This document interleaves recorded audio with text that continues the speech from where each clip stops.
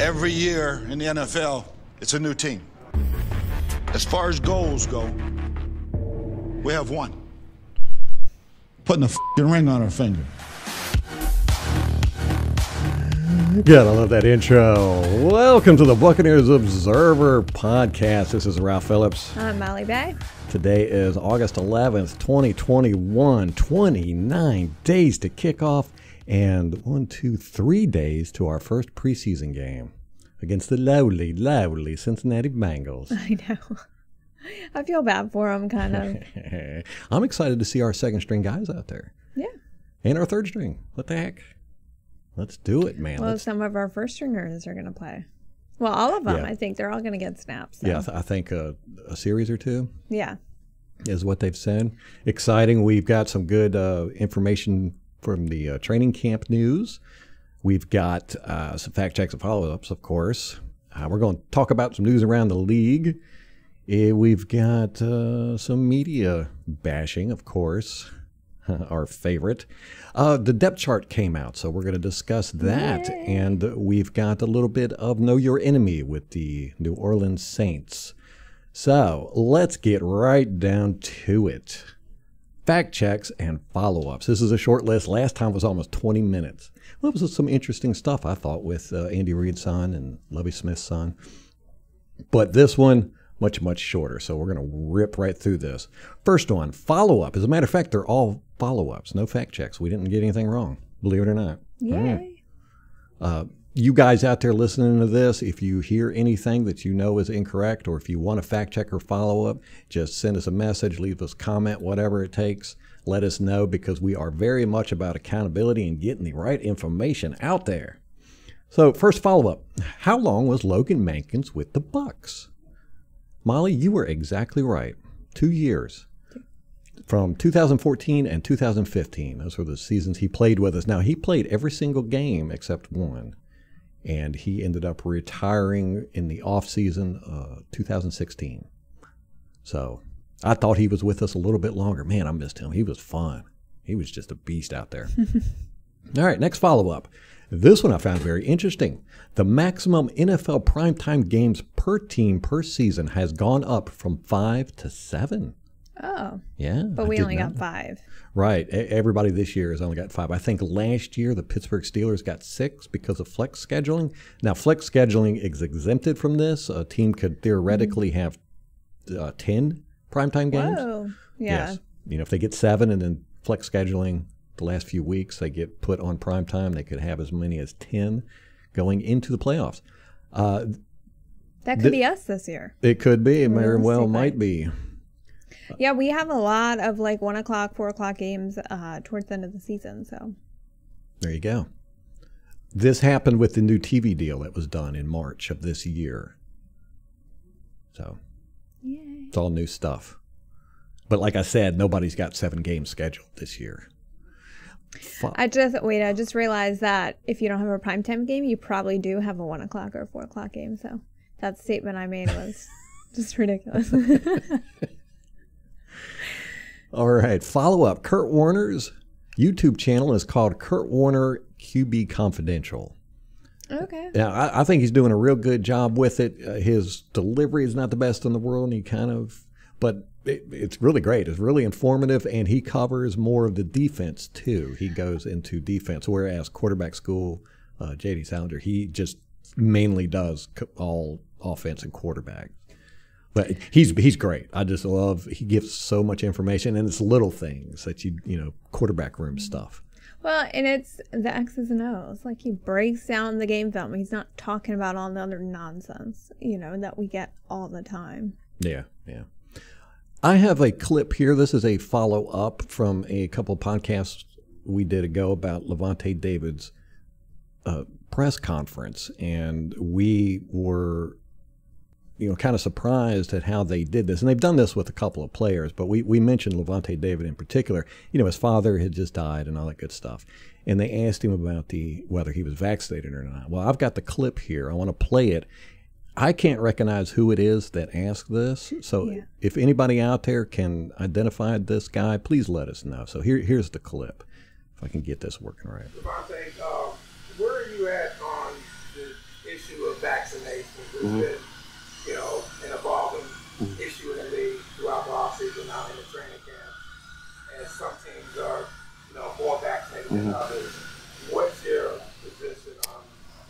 I mean, I don't really have no bit. Okay, real quickly, the guy asked what's his position on vaccination and other players that aren't getting vaccinated. Take on it. I mean, it just what the league requires, and what some people, some people have their different beliefs, some people don't. Some people go by it, some people do, don't go by it. So I mean, me, I'm just out here just trying to, just be a leader the best way I can as far as playing football and stuff like that. I can't get into what people believe and what they don't believe, so I don't really pay no attention. Did you get vaccinated? I'm here, so I'm here, man. I'm really out here ready to practice and stuff like that. So I'm here, so I'm good from my standpoint. So the guy asked him what his thoughts were on vaccination status and players that won't get vaccinated, and Levante did a good job of skirting around the subject, and then the guy was just like, Levante, are you vaccinated? And of course, Levante did a good job of not answering that question too, which I thought very invasive, very invasive. I know. It's just weird to me. I don't know. So it's if weird. any of y'all... felt like... Go ahead. Oh, go ahead. I was going to wrap it up. So. Yeah, I felt... Ralph and I both felt like at the end of last episode, we got a little preachy about it, but... a little too much, I thought. Too much. Yeah, a little much. It happens sometimes. Mm-hmm. But it's just... I don't know. It's just seeing things like this, and... like Levante's interview, and there's been so many of them like that. Mm-hmm. And even just now today, they asked Fournette about him getting vaccinated again. Mm-hmm. How many times are you gonna ask this question? And he was like, oh, I'm on the fact find, I'm getting more information, and I'm almost there, I think. And so the people who write about sports were tweeting that all over the place. Yeah. After the press conference. So anybody can identify who that was. I still don't know. I increased the volume. It was really low in the press conference, so I increased it, trying to figure out who it was, and I can't identify it. So if anybody out there can recognize who that is, let us know, please. All right. That's it for the fact checks and follow-ups. Oh, I have a little fact check. We had talked about Hainsey in the offensive lineman that we drafted. And Bucs Time 12 on YouTube said that he was drafted in the 3rd round, so he is not going to get cut. All right. Well, thanks for that. We appreciate it. Yeah. I didn't catch that in the listening to the podcast. I can't remember what video was it. Oh, no. We did that in one of our Bucs News segments. Okay. So he was talking about Okay. Fact check and follow up in our little 10-minute. We made a mistake in our 10-minute clip. Yeah. All right, let's get to some Buck news with the training camp. Molly, what do you got going on there? Okay, so, we've had injuries this week. Check out our 10-minute videos. We've started that segment again this week. We did it a little while last year. We're going to try to do it again this year. More consistently. Although Although we might not get to it tonight because busy day and we got this podcast. I don't know. We might, but we might not. I don't know. We're doing this podcast. We can do it. We can do it, Ralph. I know we can do it, but see what happens is I try to get I'm very unrealistic about what I can do with my time. So I'm just like, oh, let's plan like 50 things that take an hour. We literally had 50 things and we got everything done except for the podcast. Yay. Yeah. So we did pretty good, I thought. Okay, so we have daily training camp updates, kind of a summary of, what's gone on that day. So you can check out those 10-minute videos to get updates from earlier in the week. I'm going to go through some of the stuff, just the high points, I think. Camp Rate came back, and I think yesterday was his first day practicing, so I'm very excited that he is back. Yes. I think the first day they said he got like 4, I can't remember if it was 4 targets, 4 snaps, and then today it's been like 10, so, they're working him in slowly. But he's back. Cam Gill, who was not practicing last week, him and Quentin Bell weren't practicing. Mm-hmm. He came back, I think, yesterday. Today, he is out again. And then... And they still haven't given a reason for any of that. No. And then Ndamukong Suh today has a maintenance day, and center Donnell Stanley is out for second straight day. So he's out again. So today we have Sam Renner, defensive lineman, Cam Gill, Donnell Stanley, and safety Raven Green are all out today. Bruce Arians said that Byron Leftwich is away from the team right now for personal reasons, and this Pewter Report was reporting that, and said, you know, BA didn't really have a timetable for him to come back, and he may not be there Saturday. So in the meantime, BA is handling play calling. Well, I hope it's nothing serious. I know. You know, anytime you hear these, you know, they're out for personal reasons, you just go, oh man, I just hope it's nothing bad. You know, hope it's like a wedding, or, you know, because Arians is really big into family. If you've got anything, if you've got a pee-wee baseball practice, he wants you to go to it. You know, he believes that, you know, family is more important than anything else. So hopefully these are good, positive things that they're missing practice for. They asked BA about his opinion on camp, and he said it's not what it used to be. He called it Camp Cupcake. Because you can't get the guys hitting each other, you can't get them in pads, like all the negotiations and the things with the CBA that they're prevented from doing nowadays that they used to do. He's saying, yeah, they're soft. Yeah, well, they used to have 2-a-days, 3-a-days. Joe Bucks fan labels it underwear football. So, and I agree with it. You can't really tell much from preseason anymore. Well, and I think last week BA was calling it soccer practice. So we've gone from soccer practice to Camp Cupcake.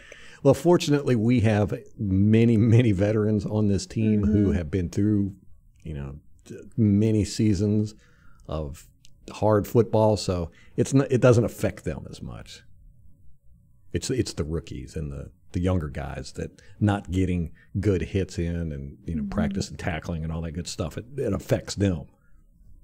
Yeah, and that's why those reps in the preseason are so important. Yeah, which we didn't have last year. Right. Okay, that's all I got for training camp. Good. Okay. Speaking of training camp and the media, we're going to segue into the little bit of media bashing here. They are really high on Tryon. The defensive end. Oh my gosh! Some people in our comments on YouTube were asking about him and saying, you know, 6 to 8 sacks off the bench. And from what I understand, it's not just the media. I think it's some of the, you know, JPP said he was. They liked how he looked, and so. Yeah, so hopefully he'll be good. But again, I just don't have a lot of faith in the media's ability to evaluate players, you know, or even give us the truth about what's going on, to be honest with you. And that's going to lead me into some stuff. I listened to Rick Stroud last night at, you know, the Tampa Bay. You know, I don't know. I like his occasionally. Yeah, I'm not going to lie. I do. Yeah. And now we're not getting any Rick Stroud because Ralph got us blocked on Twitter. So I will never let you live that down. So I'm listening to him, and I got a couple of clips I want to play here. This is him saying that the Chiefs lost the game in the Super Bowl because of injuries. Now listen to this. That's the scary thing about preseason. And there'll be other teams that'll just get obliterated on one position. I think that was the Kansas City Chiefs last year. Between the opt-outs and the injuries, that's why they probably didn't win the Super Bowl. They've gone about rebuilding their entire offensive line since then. So we'll see how they do this year. He just flat out said it. He said that's why they didn't win the Super Bowl, because of injuries and opt-outs.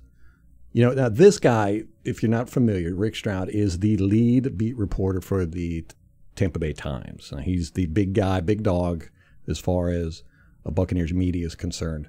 He gets the first question in the press conferences. Usually he does. Early. You know, yeah, he's one of the especially during the Zoom calls and all that stuff. They always, oh, God, one of those millennial, or I don't know, probably Gen Z at this point, interns at the Tampa Bay Times needs to teach Rick how to use Zoom. Yes. Because my man does not use headphones, and so he unmutes his mic to ask his questions. Feedback. every time. Dude, put in some headphones. It has been a year of using Zoom and no one has told you this. Like, y'all, interns, help him out. Help work out. Help us all out, because I get to hear it every time. Yes, and I had a clip, and I can't find it now, unfortunately. The reason why I brought up the Tryon in the media is he was talking about Tryon will have a good year this year, but, he's going to be in rotation and everything. And he just flat out said, stats is what matters. He says people don't watch the games. They can't watch basically what I say. The media doesn't watch the games. They don't watch everybody. They're not watching all 22. It's a lot of work. So they go on stats. And he flat out said it. And unfortunately I can't find that clip. Maybe I'll get that in the fact checks and follow-ups for the next podcast. So, I just found that interesting. I was like, well, he'll probably get quite a few sacks and all this. And so, that's what he needs is stats. And I'm just like, wow, come on. Then, he said that the Chiefs lost because of injuries. But then he turns around and he said the Bucs got lucky. Listen to this. What? Yes. And there's some other stuff in this clip I want to talk about too. I think there's a real good chance they make it back to the NFC Championship game. I don't know if they win that, though, because, again, even last year, everything had to go their way, every break, from an injury standpoint, getting Vita Vea back. The weather in Green Bay was pretty balmy for them that time of year. No fans when you're going on the road 4 times to play, to make it to the Super Bowl. So there was a lot that kind of went their way, and good for them. They took advantage of it, and they were playing better than anybody when the season ended. But, not knowing that that's going to be the case this year, I can't predict a Super Bowl. I cannot predict back-to-back Super Bowls. I think it's too hard to do. Hasn't been done since 03-04 with Brady. But do they get to the championship game and then you see? I think they do. I think they have. Okay. Let's talk about that for a second. Let's unpack that. Weather. Rick, it snowed the day before. It was balmy. Like, what? It was like in the 20s. You think those Florida boys do, the 40s even? Like the 20s? Get out. Okay. Yeah. Secondly, what was the other? Oh, the stands. They still had to go with the silent count because BA even practiced for that Green Bay game. He practiced that because he knew there was a possibility it would be loud. Now, granted, Lambeau was not full. Right, but they had those placards. They had 9,000 fans in the stands, and they were all beating those metal bleachers, and it was so loud. And Tom Brady said afterwards, I'm glad that we practiced the silent count because we needed it. Right. We couldn't, the crowd noise was just unbelievable, even for having 9,000 fans in the stands. So now, would that have been different with a full stadium? I mean, maybe. Right, but my point being is that he says that the Chiefs lost because of injuries and opt-outs, and we won because things went our way. We got lucky. This is the guy who is the lead journalist or sports reporter for the Tampa Bay Buccaneers. He's the guy that if anybody that's not a Tampa Bay fan is going to look and listen to, it's going to be Rick Stroud. And he's saying this. Now, let's not forget that, and of course, everybody follows in the media, they all follow each other's leads. So when he says this stuff, they say this stuff. And he might be copying what some other report. He's saying what everybody else is saying. The Chiefs lost the Super Bowl because of injuries to the offensive line. So he's just repeating it. And you got to remember, these are the same guys last year that tried everything they could to hurt this team. They remember when Tom Brady was having practices during the pandemic. Yeah. And they had a conniption. Killer.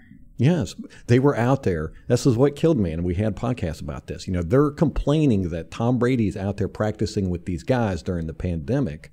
It's like, oh, no, you're not supposed to be doing that. You're supposed to be inside and not around anybody. While they're out there, the media is out there reporting on it. They had a helicopter flying around this football field. They were in the damn bushes across the street. Yes. So again, it's, rules for thee, not for me. Yeah. They're, out there with their camera guys, sound guys, whatever, and they're in a helicopter. The helicopter pilot can't be taking the video too, so there had to have been 2 people in this helicopter, during a pandemic, and they're complaining about, oh my gosh, Tom Brady. But not only that, remember the Tom Brady schism between Bruce Arians that they tried to blow up for weeks. There's reports that Bruce Arians and Tom Brady are not getting along, and they kept asking them questions, and then the Buccaneers go on, according to Stroud and the media, and luckily win the Super Bowl, and so these guys they profit from it. They get all the clicks and views, and people come and check out, like, hey, let's see, so they go to Tampa Bay Times and ESPN, and all these reporters get to, spout their stuff. But not only that, the Tampa Bay Times wrote a book about the Super Bowl, the path to the Super Bowl, and they sold that. So they're actually profiting from these guys, besides the fact that they make a living off of the NFL and these guys out there busting their butt. They tried to drive wedges, create controversy, and all that good stuff. And then when the Buccaneers overcome all of that, the media actually profits from it by writing books about it. Was that Tampa Bay Times that wrote the book, or was that Greg Allman with The Athletic? I know Greg Allman did. Yeah, okay. I think they both did okay, one. they might have. Well, I've got a book here from 2003 when we won the Super Bowl last time, and it was Tampa Bay Times, but it was Roy Cummings. Okay. No, Tampa Bay Tribune, the Tampa Tribune. So, they profit either way. Yeah. They're out there doing their thing. I just wanted to put that out there, let people see that, the media, they're not fans of the Buccaneers. They have a job. They have messages they want to get out. They want drama. They want controversy. They're like Days of Our Lives. They're soap operas. They're very, I would say, effeminate in how they approach everything. So, take that with a grain of salt. That's where they're coming from. I love Joe Buck's fan. I think that, they're fans. They try to put everything in the perspective of a fan. But they got Ira Kaufman, who is not a fan. I mean, he's a fan of the Kansas City Chiefs. He flat out tells you. And it doesn't seem to get in his way too much, but you're going to have that bias. We're biased because we're Buccaneer fans. So take that with a grain of salt. Rick Stroud, he's not a fan of the Buccaneers. He's just doing a job, and his job is to create as much drama as he can, I guess. There's that. There's the media. Got to deal with them. Okay, the Buccaneers put out their depth chart. All right. Let's go position by position. Do it. Nothing has really changed from last year. I know. It's so awesome. It's awesome. So I think this is going to kind of be a short segment. All right. Wide receiver on the one side, we've got Mike. Scotty Miller behind him, Jaden Mickens, and then Cyril Grayson, Josh Pearson. Tyler Johnson's not? Okay, he's on the other side. So on that side, Chris Godwin, Antonio Brown, Tyler Johnson, and Travis Johnson are together, as number 3. Okay. And then Jalen Darden and TJ Simmons Jr. In that 4th spot. Okay. Yeah, I've got... Well, what do you have? Are you on the official Buccaneers website? Yeah. Or no, just the image that was put out earlier. Okay. Wait, do they just have 2 wide receiver slots there? Yeah. Okay, so I'm looking at 3. I've got left wide receiver, right wide receiver, and slot wide receiver is the depth chart. Our lads. Oh, okay. That's not the official one. No, it's not official. Okay. Tight end. Oh, we've got 2 spots on that. So on the one side, we have Rob Gronkowski, Codey McElroy, and Tanner Hudson. So McElroy is above Tanner Hudson there. Yeah. On the other side, this just infuriates me. O.J. Howard, Cameron Brate, Jarrell Adams, and Daquan Hampton. They've got O.J. Howard in front of Cameron Brate. Thank you. Come on. Thank you. Come on. This is one of those situations where I'm like, OJ might be better talent-wise, but merit-wise, who's put in the work? Right, who's making the touchdowns? Who's on the field? Who's there? You know, I mean, OJ hasn't had a year yet where he hasn't been on injured reserve. So this is his 5th year, you know, or yeah. 4th year? He's got his 5th year option coming up. Didn't Lovey draft him? Yeah. I don't know. I think Cutter. All right, that's going to be a fact check follow-up. Write it down. Yeah, so, you know, I'm rooting for OJ. I want OJ to show up. Oh, yeah. I do. Yeah. Well, Cutter used OJ great. Yeah. And, you know, and he did some great stuff with Cutter. But he did the same with Cameron Brate. Like, it's not, you know, they both excelled, I thought. Yes. So, we shall see. That's interesting. Yeah. I don't think OJ's deserved to be in front of Cameron Brate. No. It's just that simple. I don't think so either. I don't think so. All right, left tackle, we've got Donovan, Brad Seaton, and then Chidi Okeke, which I'm surprised Josh Wells isn't there, but they have Josh Wells behind Tristan Wirfs, and that's it. So, I mean, I think they pretty much rotate tackles on either side, right? What, with the backups? Yeah. Yes. Yeah, Josh Wells plays all over the place. Okay. Well, Arians is really big into having offensive linemen that can play anywhere. I think Josh Wells has played everywhere except for center. Yeah. Yeah. Ali Marpet is at left guard. Behind him is Nick Leverett and John Mulchin, which I think the offensive linemen have been talking up Nick Leverett this camp. Then Ryan Jensen, behind him is Robert Hainsey, and then right after that is Donnell Stanley. And Stanley has been out periodically, and Hainsey too, for camp. So then at right guard, we've got Alex Kappa back. I guess he's back from injury. Yeah. I mean, he's fine with the ankle. And then no one has made a peep about that I know of. Yeah. Like, has anyone asked, like, oh, ankle's fine? Like, they just assume he's cool. He's a tough dude, man. I know. Well, he'd go into the game with a broken arm out there playing. That was insane. Ridiculous. Behind him is Aaron Stinney, who I really liked. I thought he did the job last year. Very well. Glad to see him back. And Sedarius Hutcherson is behind him. Okay, so, quarterback. We got Tom Brady, of course. Goes without saying. Like, I didn't even know. Well, you know, if they're going to put O.J. Howard in front of Cameron Brate, they might as well put Blabbert in front of Tom Brady. Yeah, man. He's got potential. Yeah. We got Tom Brady, Blaine Gabbert behind him, Ryan Griffin, and then Kyle Trask. Okay. On mine, it's got Kyle Trask in front of Ryan Griffin, and I was like, what the? But, you know, do you think they're going to put Ryan Griffin on the practice squad or Trask? What are they going to do? I don't know. No, I don't. I think someone else commented this a while ago because we asked this question. They can't put Kyle Trask on the practice squad because he'll get scooped up. Oh, good point. Yeah. So it'll be Ryan Griffin. It'll be Ryan Griffin. Yeah. Interesting.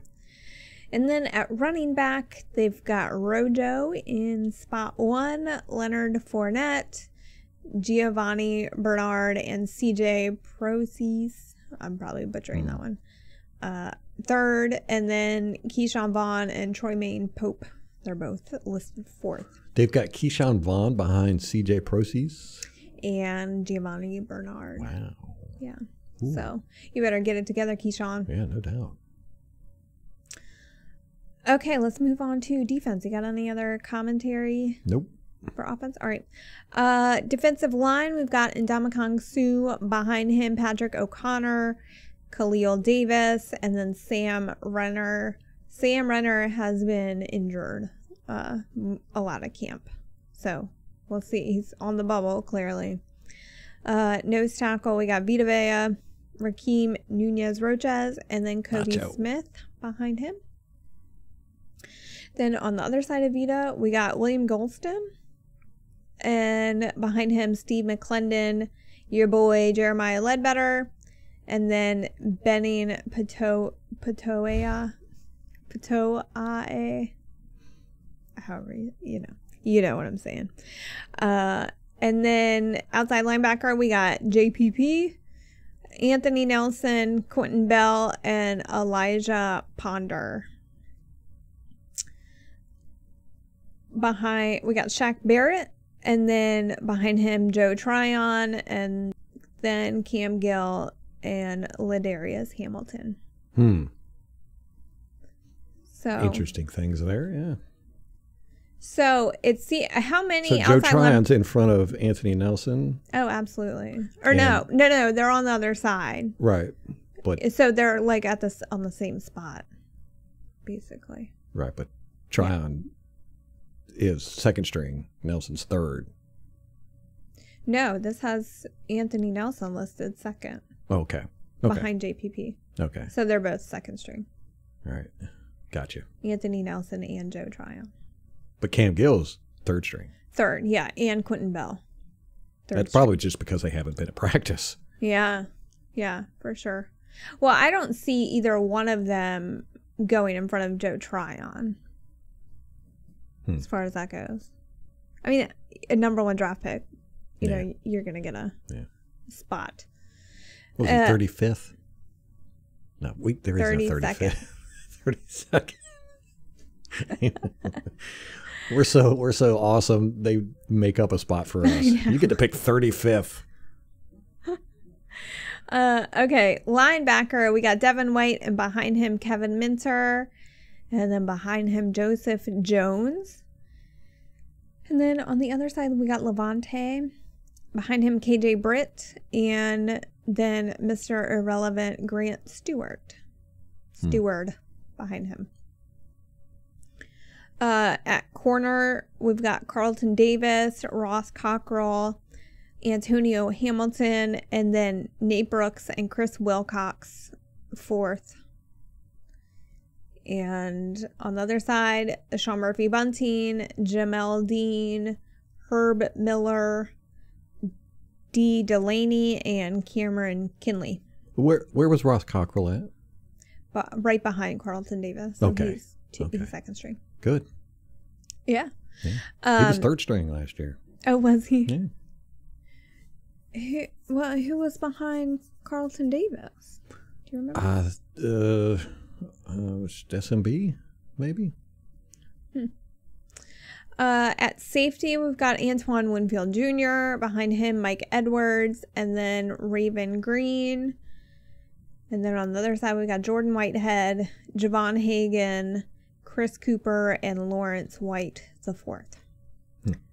So that is defense. And then our specialists, they're basically all the same, but at returner, they have Jaden Mickens starting, and then Jalen Darden behind him.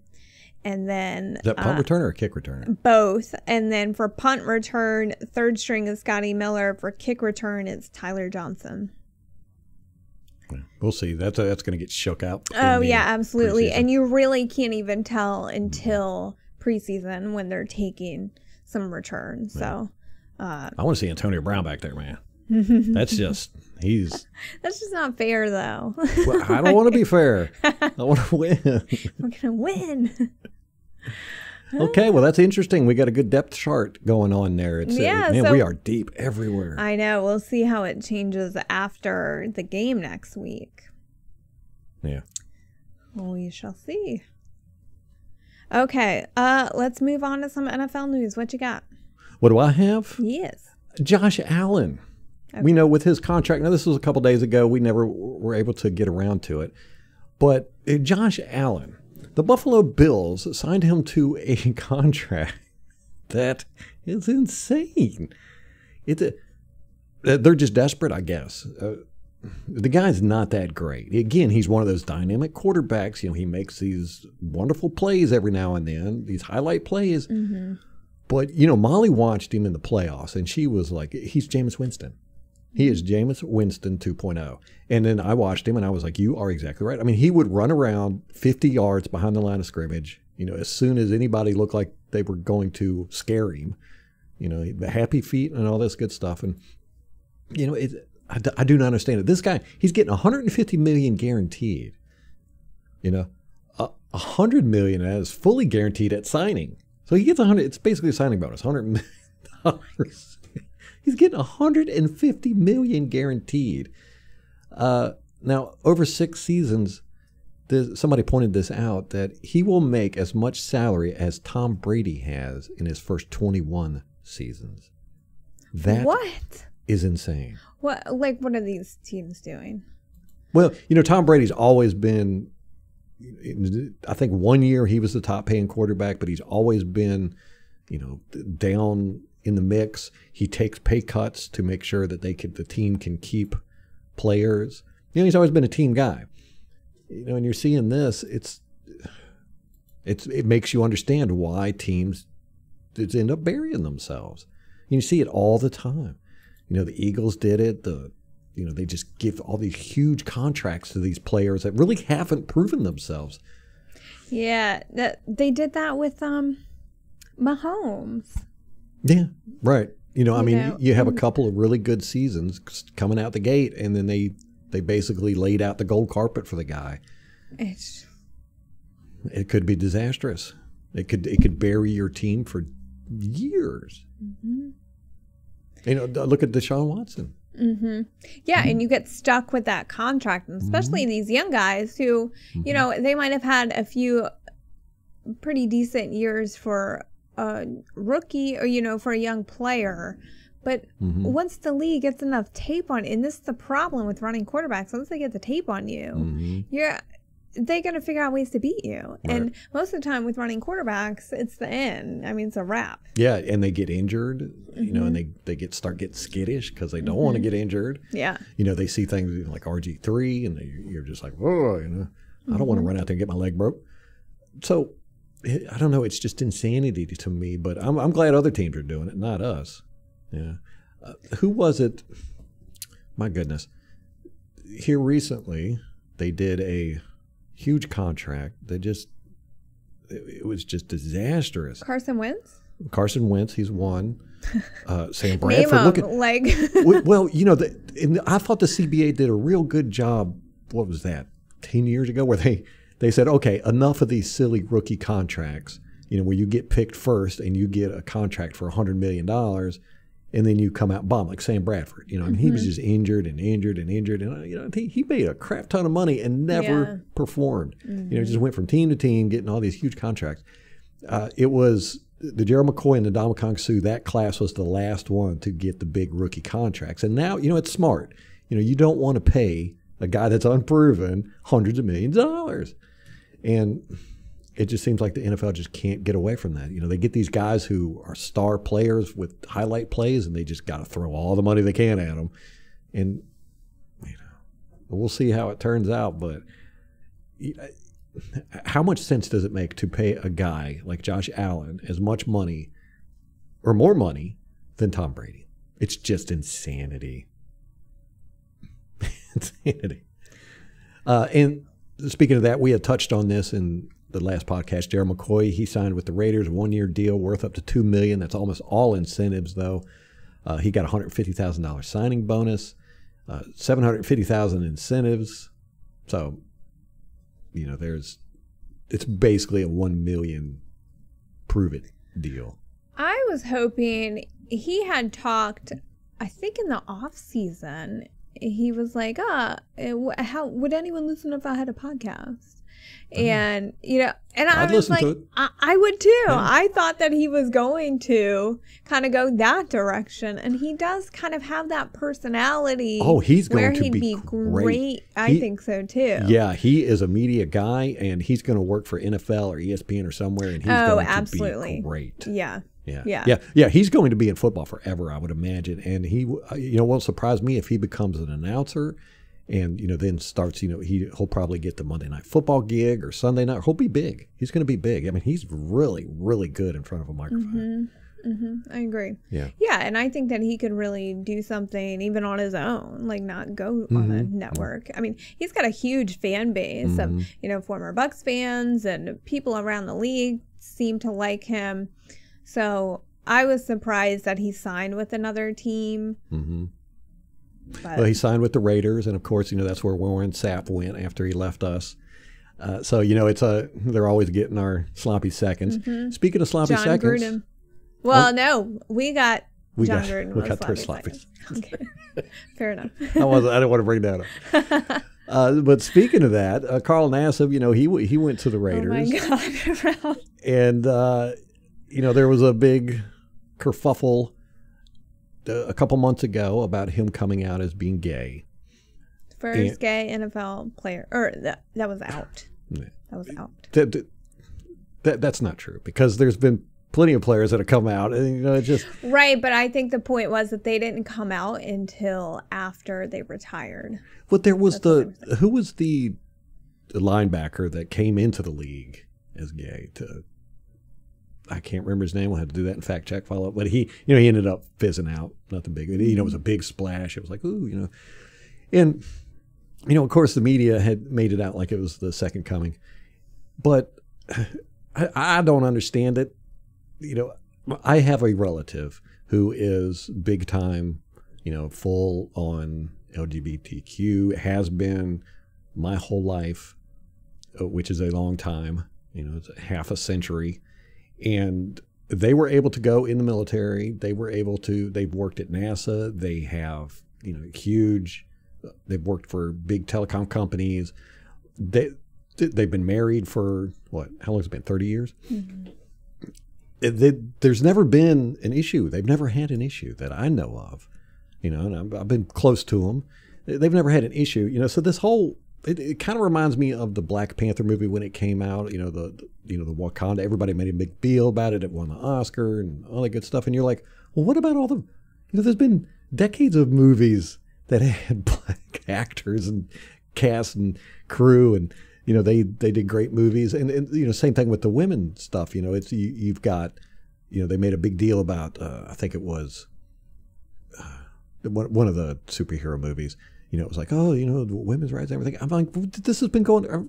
I grew up watching women, Aliens, you know, Sigourney Weaver, and all. You're like, I don't know. It's just kind of like they're kind of rehashing all this stuff and everything. And they made a big deal about it. And he came out the other day and he said he was surprised at all the love and attention he got, which kind of blew me away, because there's a thing in Hollywood called pay for gay, or gay for pay for gay. You know, where I Hypocrite has a great video on this. If you want to spend some time and check it out, it's like 10 minutes long. He talks about anytime anybody comes out with one of these causes, you know, climate change or LGBTQ or whatever, they get a huge boost in revenue.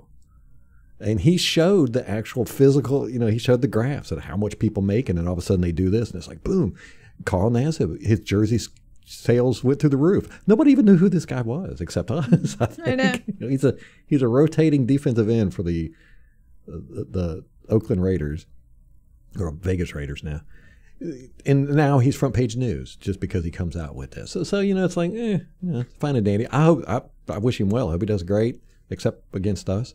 And McCoy said that with him and Nassib, you know, they're going to break sack records over there. So, well, and you know, we loved Carl as a player. We loved him as a Buccaneer. We were sad to see him go. Yes, very sad. Yeah. That's all I have for that. Yeah. Don't want to get too much into it, but, you know, let's just stick to football, man. I mean, it's like, I don't care what your sexual preference is. I just don't care. It's just not, to me, that's something that, you know, my mom would be very interested in, you know, who's dating who, you know, or who, you know, I don't know. To me, it seems very effeminate to care about other people's sexual preference, but, you know, in their personal It's kind of the like TMZ NFL. Yeah. Where you're like, Can we just watch football? Yeah, we're just trying to. And then the NFL came out with that ad. The NFL is gay, and we're like, come on! Like we've been fighting against this for like 20 years. Like everyone who hates the NFL hates football. They're like, oh, it's so gay, like dudes in tight pants tackling each other. And we were like, no, but like it's sport and stuff. But now they just come out with it, and you're like, God damn it, NFL. It just we give up. We give up. This is a feminine sport now. So. There's that. Let's move on. I get into that too much. The Washington football team has announced that, and we predicted this. We predicted this last year when they changed their name. They have announced that you will not be allowed to wear any Native American headdress or face paint or clothing in the stadium. Wow. Okay, there you go. And if you think it's not coming for the Buccaneers, you're sadly mistaken. They're never going to stop. It's the grievance industry. It's big money. So if you have any Buccaneer or old Redskins memorabilia, you can't wear that. You know, is that true? Yeah. Yeah. They said that. Yeah, you can't wear any Native American representation. Right, but I thought they said the headdresses. I didn't know that they banned the old Redskins gear. I will have to look into it. Okay. I don't have it there. I just assumed it was because they were saying no Native American representation, and so right, and that's the whole reason the logo was. Yeah. So I don't know how. Every Washington Redskins fan I've met is they're just like, it's ridiculous, it's dumb, but I don't know. That's how they do it. It's their team. They can do what they want. They were going to change the name to the Warriors, but then they said, that's too close to. I like the Warriors. Yeah. I was like, I think they should just keep it. I think they should keep it Washington football team, or just go the Washington number ones. We are football team number one because they're the first ones to do it, and who's going to be next? We had a whole podcast about this one time. I know. Where we just went through the list. Raiders, Vikings, probably. Vikings, Buccaneers. Yeah. All of them. Yeah. So if you're planning on attending the Washington football team stadium, don't go as anything Native American. Your Bucs gear is still fine for now. Yeah, we're still safe so far. So we got that. The Buffalo Bills have signed offensive lineman Caleb Benenoch, who used to be with the Buccaneers. Remember him? Oh my gosh. He was so awful. We defended him for so long. We always do. If they're a Buccaneer, we're going to defend you. Yeah. But as soon as you leave, we're just like, oh my God, he sucks. Oh my God. Thank God we can talk crap about him now. Yeah. I was surprised that Caleb is still playing football. Although we did have a really good still of him from a game where he had a Carolina Panther by the neck and he was bending them backwards. Right. Yeah, that was a good one. There was that. Yes. And, he's going to be, I don't know if he's a starter. I think he's probably depth. I don't think so. But, he's going to be protecting their $200 million contract, Josh Wells. Running quarterback. So. Good luck there. Yes. What do you got? I've been spouting stuff on. I was just going to bring up the Hall of Fame game. We watched it. I don't remember anything that happened. The whole time, I spent the whole time, every shot they showed Mike Tomlin, I was like, Jesus, that man does not age. Like, he looks 25. He looks the same. They showed a picture of Mike Tomlin and John Lynch together when they were playing, I think at the Buccaneers, right? Yes. Was that where that picture was? Yeah. Mike Tomlin has not aged a day. He looked exactly the same. John Lynch looks like grandpa almost. Like he's getting there. He's getting there. Yeah. He still looks like a pediatrician, but Mike Tomlin hasn't aged today. That's all I got to say. It was so good watching football. I'm excited about Saturday. I was too, even though it was second string. But, I didn't even really notice that it was second string because I don't know any of the guys on either of those rosters anyway, I feel like at this point. So I was like, I don't know. Like, well, they've got Kyle Rudolph behind Ben Roethlisberger still. I'm like, what is going on? Mason Rudolph. Mason Rudolph. I say Kyle Rudolph. He used to be a tight end for the Vikings, right? Yeah. Yeah. Okay. Yeah, and I was surprised Big Ben's still playing.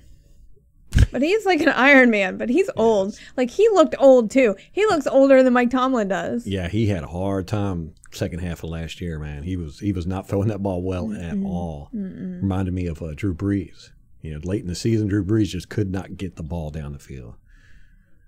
He needed to retire probably at least 3 years ago, I would say. Ben or No, Drew? Drew Brees. Yeah. Yeah, I Ben's agree. so beat up. He'll probably die on the football field. Probably. A couple days ago on the Carolina Panthers, they had a big kerfuffle on the field where a safety, reserve safety, JT Eby, I guess is his name. I don't know who he is. He ended up hitting Keith Kirkwood, one of the receivers, and kind of laying him out. This was during practice. It was a big deal. Of course, the media made a big and got all the fans on board with it. And I watched the video clip, and I didn't see. It's hard to see, but it looked to me like the safety was trying to avoid getting his legs taken out because one of the guys had fell in front of him. So he kind of jumped in the air while he was tackling, and he hit the kid. Didn't look with ill intent to me at all. But anyhow, the guy ended up getting cut, and practice was stopped and everything. But they cut him like immediately. And I'm just like, you know, I mean, Keith Kirkwood, he's fine from everything I know. It was just, you know, one of those things where it was like, ooh, that looked, you can't do that. You're cut. I don't know the details behind it. You know, the guy might be a bad football player and just a bad guy or whatever. But to me, it looked like kind of an accident. But in these day and age, you can't even have an accident. Well, now they've, the NFL has come out and said they're like, I think they reiterated their taunting rules. They didn't make it any more severe, but like they were like, oh, we're going to emphasize that. Oh, great. And so, yeah. You know And why like they did that? Because yes. of Well, all the articles that Winfield. reported on this, they use that picture of Winfield doing that. good. And I was like, yes, I love it. Get in his face. I love it. But yeah, like I'll be happy. It's like personal foul penalties. I'm always like, yeah, good. You know, Yeah. I'll take the 15 yards. but with taunting, if you get 2, you get ejected. Yeah. Can't Yeah. have people's feelings hurt. I know. That's why I'm like, oh, where's the line between taunting There is no line. and just a celebration at the end of a touchdown? Right. Yeah. What's the line? It's subjective to Yeah. the referees Yeah. and people in New York now. You Mm-hmm. know, so they'll call in. Oh my gosh, that guy did something bad. Yeah. He's a bad person. Needs to be Kick ejected. him out. Yeah. But it's not Al Riveron anymore, who retired. Okay. He's retiring. Yeah. We did we have time to do the Know Your Enemy? We got about 7 minutes left. Yeah. Let's Okay. just touch on it. All right. So, the Saints organization currently is a dumpster fire. Yes. Yes. Which- Panthers too. Haven't Yeah, heard anything and- about the Falcons, but And we'll get to those. And I gotta find my notes from this. So, NOLA.com put out a piece about Michael Thomas, and they said that he, in I think March, the organization determined that Michael Thomas, needed ankle surgery on that ankle that he hurt. And Michael Thomas didn't want to undergo surgery. He wanted a second opinion, which the team that's normal. allegedly supported. And so that opinion recommended a more conservative approach with his ankle, including physical therapy. And so the team supported Michael in that avenue, but they set certain benchmarks for him to meet to ensure that he was on track to return for the season. So that was in March. The team reached out to him periodically after that and could never get a hold of him. So it was trainers, it was coaches, including Sean Payton. Michael Thomas just completely ghosted them. Real quickly, this is coming from the reporters for the New Orleans paper, right? Yeah, the So- local paper. What they're saying is that Michael Thomas, they could not get in touch with Michael Thomas. The organization couldn't. Mm-hmm. Now, Per the organization. right, and this kind of reminds me of last year with Alvin Kamara when they were reporting that the team that he wasn't there. What was it? Okay. Hold on. We'll get to that in a second. Just a second. Yes. Okay. So they set these benchmarks for him to hit. Couldn't get in touch with him. He showed up at camp in June and his ankle was still not right. So they decided that he was going to get the surgery. Now, the recovery time was 10 to 12 weeks. So Dang. He would not be ready for the start of the season. And the timetable for his return is currently undetermined. Wow. This is the part that I love. And this is where we'll get into the Alvin Kamara stuff. The article says, quote, "These kinds of things just don't happen to the Saints. Communication has always been an organizational strength, especially in the football operation. Sean Payton earned a degree in communications at Eastern Illinois," which that's not what a degree in communications is. Like, I don't know what this person is. "And maintains an open line of communication with his staff and players." Like, oh, God. That's hilarious. His mentor, Bill Parcells, believed firmly in transparency and stressed to Payton the importance of being brutally honest with his players and assistants. Now, I can't get over this. Earned a degree in communications. That is not what a degree in communications is. Anyway, but this same exact thing, or something very similar, happened last year with Kamara, and I even went and pulled up my notes from last year. Kamara, the media was reporting that he had three unexcused absences from camp and that he was holding out for contract negotiations. And Kamara came out and was like, "What are you talking about? I'm injured. I've been in the building." And and so the Saints organization had no idea where he was, had no clue. And then shortly thereafter, they got a contract straightened out and he got an extension. So it's funny that they pride themselves on communications, and yet this is the second major player that this has happened with. And I'm not doubting that Michael Thomas is a piece of shit, because I'm sure that he is. I'll always root for that. I will always. Unless he becomes a Buccaneer, then he's awesome. Yeah, then he's great. But to act like this, and note that in this NOLA.com article, they don't have any quotes from Michael Thomas. Right. Like, I don't know if he wouldn't return their calls either. There's a chance. But they quoted Sean Payton. They quoted other people in the organization. So you're getting the organization's side with this and not Michael Thomas's side. Michael Thomas came out and he tweeted basically that, what did he say? Hold on, I have it. He was saying, yeah. It was a tweet yesterday, and he said, there it is. Okay, "They try to damage your reputation. You save theirs by not telling your side of the story." So that was his... Basically, silence is golden. Yeah. Because the media is going to distort it? Is that what he's saying? That's what I got from it. Yeah, I'm shocked. Well, I'm shocked. From that same article, the guy... who is the person that wrote that article? Do you have it? I don't have it. Okay. He said this, which I just couldn't stop laughing. He said, "Whether Thomas was being obstinate, negligent, or both is irrelevant. One Saints source said Thomas simply thought his ankle was doing fine and then he was on track in his recovery. Regardless, his decision to ghost his superiors was inexplicable and unacceptable. Quite frankly, he's fortunate the team didn't fine him for insubordination." That just cracks me up. Here's a journalist saying that Thomas, sports writer. Yeah, sports writer. He's there was only two reasons why this could have happened, because Thomas was obstinate, or negligent. Those are the only two reasons. Cut and dry. And then he goes on the call. He said, "Ghost his superiors." I like that, superiors. Who's the superior? Mike Evans might be the only superior person to Michael Thomas. Because employers maybe, but superiors. And then he said they should fine him for insubordination. He's lucky they didn't. And it's like, wow, so much for speaking truth to power. What happened to that sense from the media?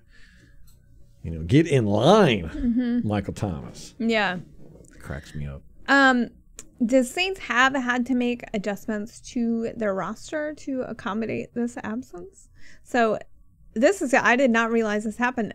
They signed Chris Hogan, and then they moved Ty Montgomery from running back to wide receiver. I saw that. Yeah. Which he's a very good receiving running back. It's really all he is. And then they signed Devontae Freeman to replace Montgomery in the backfield. So,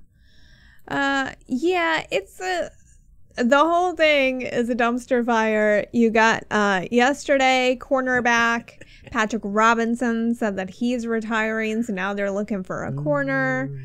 They had a defensive lineman that announced that they were retiring. They got the one that's suspended for the first game.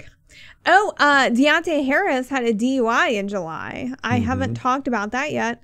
And so players who get a DUI are usually suspended for 2 games.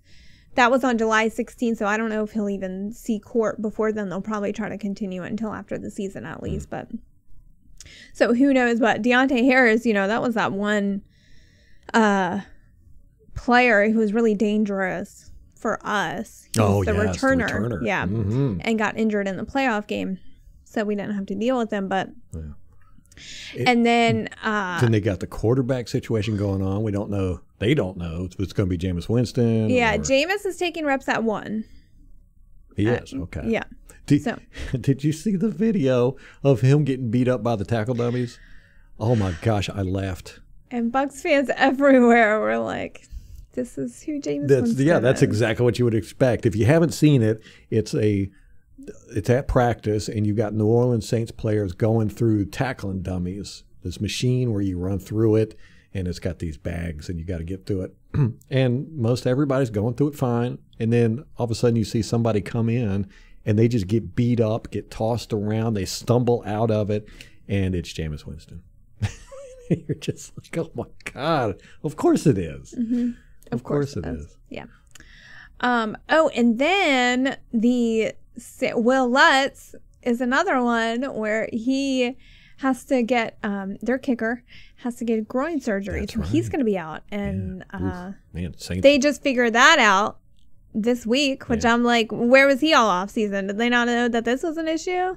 Like, did he ghost him? Like, why are they doing this to Michael Thomas and not the kicker? Good point. Like, what was the kicker doing? Yeah. I mean, maybe the kicker, was communicating with them, and maybe he was doing what he was supposed to be doing, and so it wasn't an issue. Who knows? Yeah, that communications degree is coming in real handy with the kicker. But so they signed kicker Brett Maher, with Will Lutz injured, so they got somebody in there to kick. Well, good for them. I hope he sucks. This is going to be a great year. I'm telling you, it's awesome. Going to be great. So especially the Panthers and the Saints, they're a dumpster fire. They're taking a dive bad. The Falcons, I don't know what's going on over there. Falcons always kind of scare me because, I think Matt Ryan is a very good quarterback. He just doesn't have the leadership ability from my subjective opinion. There's something there, some intangible that I can't identify, but as far as mechanics, precision, all that good stuff, he does great. And now they got Julio Jones is gone. It's just this is going to be a great year. Even if we don't win the Super Bowl, just beating up on these 3 teams for all year long is going to be great. It's going to be great. Can't wait for it. All right, we are over time here again. Okay. We talk too much. We do.